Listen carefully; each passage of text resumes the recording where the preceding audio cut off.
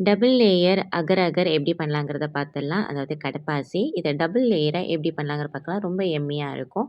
நான் வந்து இந்த சைனா கிராஸ்ல தான் ஜாஸ்மின்ங்கிற பிராண்ட்ல தான் எடுத்திருக்கேன். இத வந்து நான் 2ஆ கட் பண்ணி, அத தனித்தனியா ஒரு 1 டம்ளர் அளவுக்கு தண்ணி விட்டு, நான் ஒரு 1/4 மணி நேரம் ஊற விட்டுக்கிட்டேன்.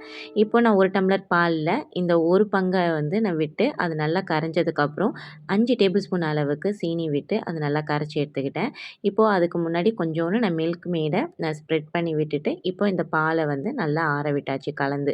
இது ஆறுற ஸ்டேஜ்ல இன்னொரு பாதி இருக்கு இல்லையா? அதையும் வந்து நல்லா வந்து வேக விட்டாச்சு.